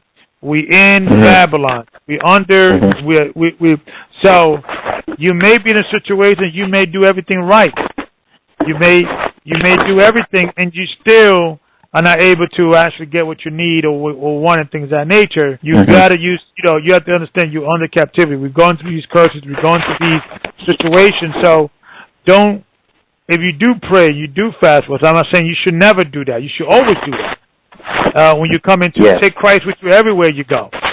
But understand that we're under captivity and we're dealing with spirits, and sometimes we have to acknowledge that and understand that. So absolutely, brother. So you bring in great scriptures, and maybe this event will save lives and will save hardship, and that other people are going through this, because you're not the only one that's going through this. There's other people. I've been through it. There's other people that've been through breakup and dealing with children is very difficult. That's why I tell my brothers and my sisters, keep the family together. If you have kids, keep those families together. Sometimes, and especially when you have a situation that you're both in the church, or you may have one situation, one brother is stronger in the word than the sister. You may have a sister stronger than the brother in the word, and you have kids. Try your darn best to keep that family together. That's why Paul says that if you have a spouse that does not believe, you don't have to put them away. If they choose to be with you, you could compromise certain things. Okay, you could do certain things. If you could, when you're not in the word together, when you have a couple that are not equally yoked, then you have to compromise. You have to compromise. Even when you're in the word, when it comes to certain brothers and sisters, your wife a certain way, the brother, a certain way, and you have to learn each other's personality. We understand the man is the head of the household. We understand the man is the head of the woman, all that. But sometimes you have to understand your spouse's personality and the way they act, and you got to kind of shift your way to please your spouse, because they are your flesh. You have to love your spouse as you love your own flesh. Okay, so we even with the truth, sometimes there are certain debates and arguments that we have to seek knowledge in. So you could imagine, even when you have a spouse, they are not equally yoked with the word. So compromise. Yes, you never compromise yourself with the truth. You never compromise what your sovereign persons would need to do. But when you're dealing with children and things of that nature, you have to sometimes use wise counsel. So I want to thank you for brother coming in the show and sharing and absolutely, and maybe this will be able to help other brothers or sisters that may be in this situation. Yeah, all praise to the Most High, and thank y'all for having me on the show. And all my brothers and sisters out there, shalom and happy Purim. Happy Purim, everybody. Okay, let's go into, I believe, is Kodam or Kovan? Kodam? You're on the air. Kovan or Kovam, Texas, 704. I may be pronouncing the name. Kodam. Okay, they put a V here on your name, so I don't know. Okay, Kovan, but Kodam, so that just put it correct that. Deacon Kodam, how we doing tonight, brother? Oh, we doing real good in the midst of everything. We blessed. Everybody is coming together and really showing support for the brothers, showing their condolences, and just like the brother Palm had brought out. I just wanted to speak positively on the brother, because I know you turn on the things, and just like you had brought out, I couldn't believe it when I turned on the news the next day and I see they're painting the brother, like he was this type of character or that. It's just it's not personal at all. It's just an ex-boyfriend, and he barged in on the ex-girlfriend. I'm like, I know it's nothing of that sort at all. I know, like I say, everybody in the body knows the brother. I mean, every picture you ever see of the brother, every time you see the brother, he's smiling, smiling, laid back. And like I say, it would be different if, just like I told everybody else, I say it'd be different if he was a hothead individual or, this or that type of character. And I say when you tell people they think this is the last person that will happen to, and like I say, his daughter, everybody all the sisters in the church love his daughter. They call her, that's his twin, and it's just that all she can do is talk about her dad every time you see her. But just like what y'all was bringing out, and the brother, just like you brought out about the court things and the legal things. I mean, I'm in the same situation myself. Have a daughter by another individual, but just like y'all were bringing out the court system. I mean, we are in Babylon. We are in the USA. I mean, this is a devil construct. Basically the beast. So this is how these things are set up like this. Like I said, by no mere coincidence. These things are set up like this for a reason. So we do get into these situations and unfortunate scenarios. But it's just like you say, we got to keep a level head and realize everybody in the world, basically with us having an understanding of the truth, or everybody in the world basically are babes, and we got to treat them as such. I know we had counseled the brother a couple times on the situation of the man putting his hands on his daughter, and gave him the counsel to keep a cool head about it and just leave that situation alone. And like I say, even that day, he had not been trying to aggress the whole situation, because even if he was trying to aggress the situation, he would have told Menatazak and the other brother in the car come with him. He always left them in the car and was always very calm natured about it and everything like that. But I just want to speak on the brother's character a little bit. Like I say, he was always a loving character. He always gave, was always there in the church ever since, like he said, he got his name. He was in and out a little bit, but ever since he tried to get back in there, I gave him a ride home one time. He was telling me about how he just needs to get his life. He got to get his life straight for his daughter. And he had always been there ever since he came back in the church. He was always in there to every single event. Like I said, like Menatazak said, we come together 4 times a week. He was there for every one of those, and then the street speaking on top of that. He was paying his tithes. I mean, he was working. He was always happy. He had the people who laughed. I mean, everybody around him laughing. He always sat on the front row of the church. Just like I say, to just speak on his character a little bit, he would always push. He had a lot of heart. We had workouts. We had workouts twice a week. And,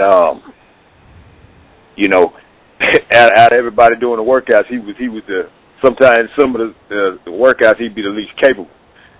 So we were doing, we had one thing we were doing, we run a little bit, we ran like a little over a mile, and we were doing the bear crawls, and just to be ready, post-apocalyptic time, so to speak, coming up, and the brother was doing the bear crawls, and we were everybody else was finished, and I was telling him, like, brother, you come on, like, we were trying to push him, but he was taking a little off, so we like, come on, brother, like, you can just come on, walk on back, it's okay, so come on, walk on back, and then so you could do the next exercise, you need energy for that, and the brother would just not quit. The brother was just crawling and breathing, still got the smile on his face, breathing. I'm like, man, come on, to while he wouldn't quit. So, and we all just start cheering him on, like, all right, I'm saying, this is where your brothers is made. And next exercise was the same thing. We were doing the lunges, and the brother, he couldn't make it through the lunges, but he pushed all the way through, to the end. He would not stop for nothing. So we were all kind of joking about that later, like, man, that boy Tawad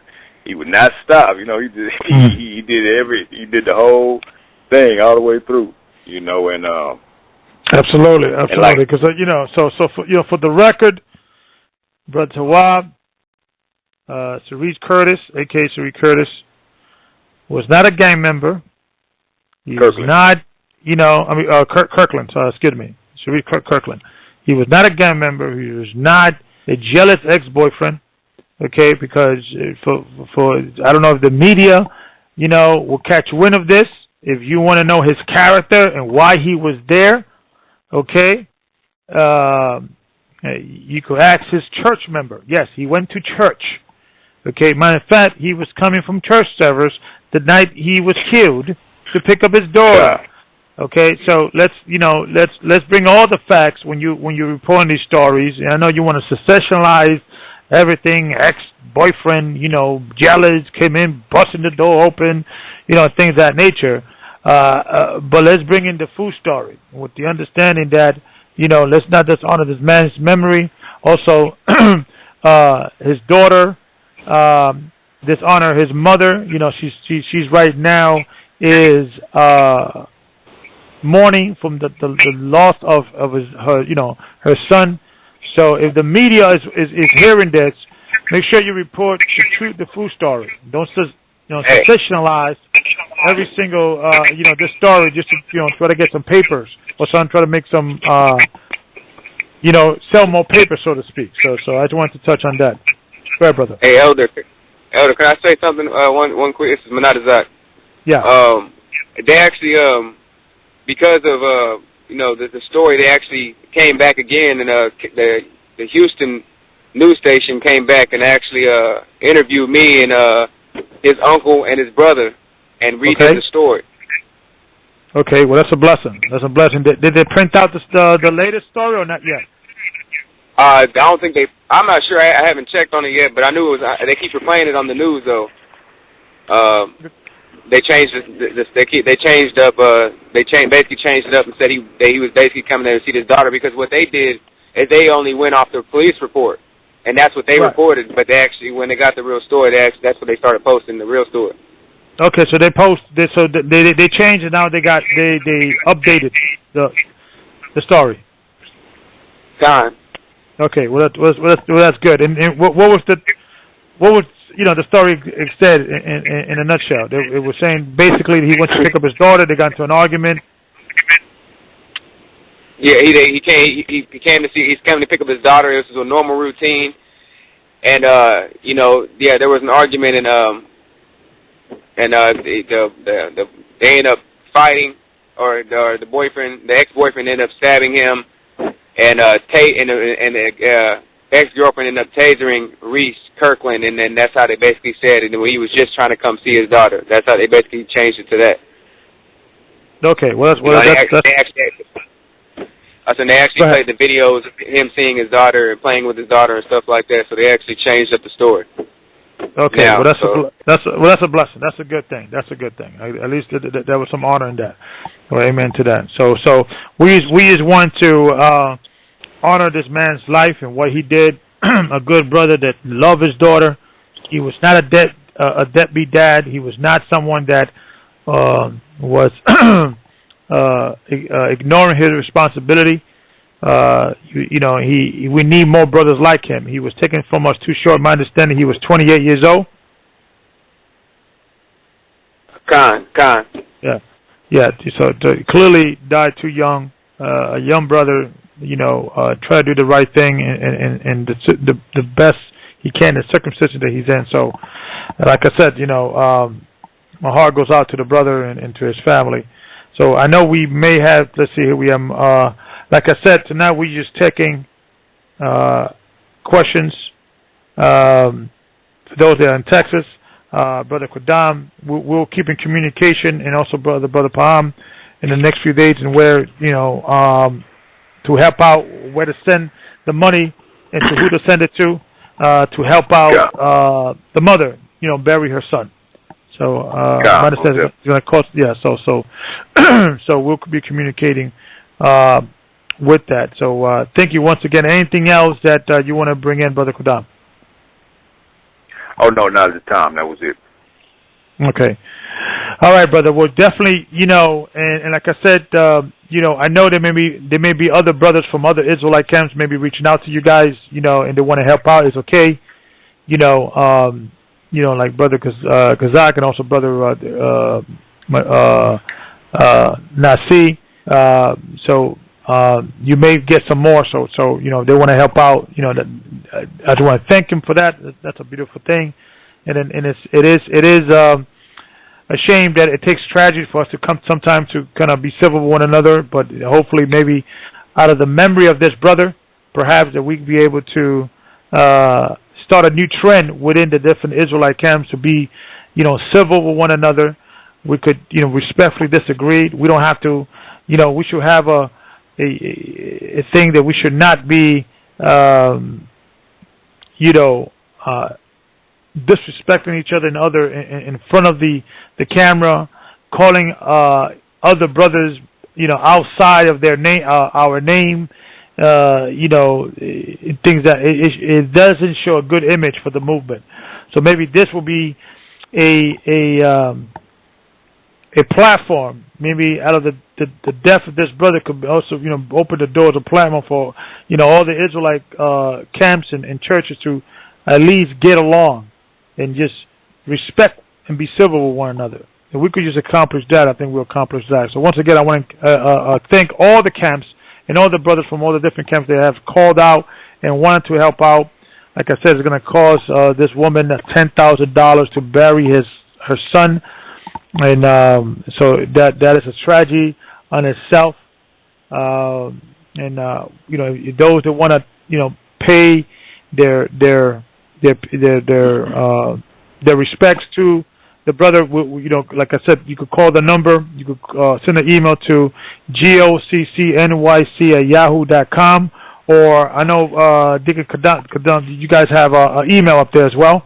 You could also drop that as well. Con, that's GOCC Houston. Let me get it here. I know we had changed it a couple of times. Bob. Let me bring. Let me bring him in. Brother Palm. Yes, sir. Yeah. The email address is gocchouston@aol.com. Okay, repeat that one more time. gocchouston@aol.com. So if you want to, help with the funeral expenses, please send an email to gocchouston@gmail.com. Correct? I believe it's AOL.com. AOL. That's a lot. So let me repeat that once again. gocchouston@aol.com. You can send an email to that email, or goccnyc@yahoo.com. And if you want to donate to the funeral. So thanks again, Brother Deacon Kadam. We'll be communicating, and I'll be calling you tonight or tomorrow. And also Mana Tazak, thank you, brother, for sharing. And setting the story straight with this brother, and I want to also thank Houston, the Houston media outlet, for actually making the correction. Usually sometimes when they make these reports, they usually get the first police report, and the police report is basically they get the first initial statements, and they kind of make the first statement with the information they had out of hand. So I just want to appreciate and thank the Houston newspaper for correcting that mistake, that this brother was not a jealous boyfriend going in there busting the door open. He just wanted to see his daughter as he always has done in the past. This was a routine, and clearly things got out of hand, and what happened, and it shouldn't have happened, but it was not a situation of your average jealous boyfriend running around acting like a crazy man. He was coming from church.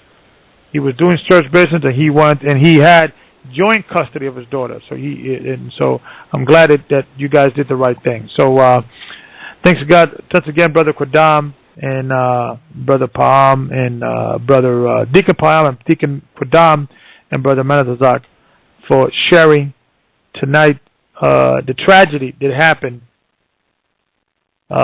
this weekend. Brother and Deacon Gocc, any last statements?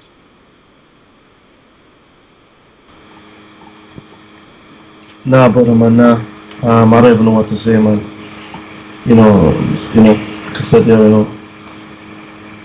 I don't know, man. I don't know what to say with all of this, man. You get me? I'm just here, sat back down.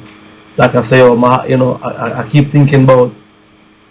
My mind keep going back to the daughter. My mind goes on his mother. What his mother going through right now? And we over here in the UK, we are putting raising some funds as well to send over to his family. So if the brothers them can just email me. They got my emails. They got the contact in the elders in the elders and deacons mailing list. Just send me the email or let me know where it should go. You understand me? Yeah. I don't know, man. I don't know what to say. You understand me? But my heart goes out to the family, man, and what they're going through, and I don't wish that on nobody. Let alone a brother in the truth or a family in the truth right now to be going through that. It's hard. It's hard enough just dealing with the life and what life throws at us. In this work and in this walk, and it's like to go be picking up your daughter, man, and then I don't care what happened, man. There can't be no scenarios that bad where man needs to go and draw a knife out and baby mother needs to pull taser out in front of the child and all that. I can't, it's beyond me right now. What could have been going on that in there that was so bad? With a brother coming in just dressed in white, all white, coming in off a street preaching. You understand me? Coming off doing the work. You know that. When you go on the streets and you come back, there's a certain energy about you coming through. That you just it's a joy you have just coming off the streets. And then now you come on and you hear and see and I don't know, man. I'm vexed. I'm sad. I'm saddened by it. I'm sad by it, man. I'm telling you the truth, man. I never met the brother. I never spoke to him. You understand me? But I understand what it takes in this work when to spread this work. You understand me? To do this work, and that the harvest is plenty, but the laborers are few. So when you have brothers out there who going out there on the streets, risking them lives, putting this work out, there's enough danger that comes with that when you just want to go pick up your daughter or your son and then just go home and then this causes your life when you was just out there dealing with dirty Babylon and cohorts, and then now you come grab your daughter and then you understand me, you're dead. Yeah. You're dead. That's what it is. Yeah. You're dead. And then a man should not die just because he wants to see his daughter. I mean, this is ridiculous. Yeah. Foolishness. It's utter foolishness. And then not only that. Think about what's going on. Who's suffering now? The child. Then the other people them involved. The baby mother. This brother him probably have other children as well. You understand me? Out there. Yeah. Who will end up losing a father? Who will end up? It's ridiculous. It's asinine, man. It's crazy. It don't make no sense. I mean, I'm sat here. We've been on air now for nearly 2 hours, man, and I'm listening to this, man, and it still don't make no sense to me. Hearing everything and hearing the things. It's mad. Don't make no sense. Yeah. And it's like. As Israel, we have to realize that, we in battle. We in a war. We in a war zone right now. We're behind enemy lines. You understand me? We're behind enemy lines. We're outnumbered and behind enemy lines. Everybody's a potential agent in this matrix. Understand me? And it's like, we have to be super sharp. And you're looking 10, 15, 20 steps ahead of the game. Alright, man, okay, let's avoid some confrontation. If it leads into confrontation, alright, man, bless. Alright, man, alright, that's cool, bless. Alright, man, love you, man, alright, cool. And just move. Come back again, like you say, you can win. You lose the fight today, but you win the war. Yeah. You with me, man, but lose your life, man. Oh, my goodness, lose your life, But this, man, nah, man. Straight, let me come out of this queue, man. All right, so we want to just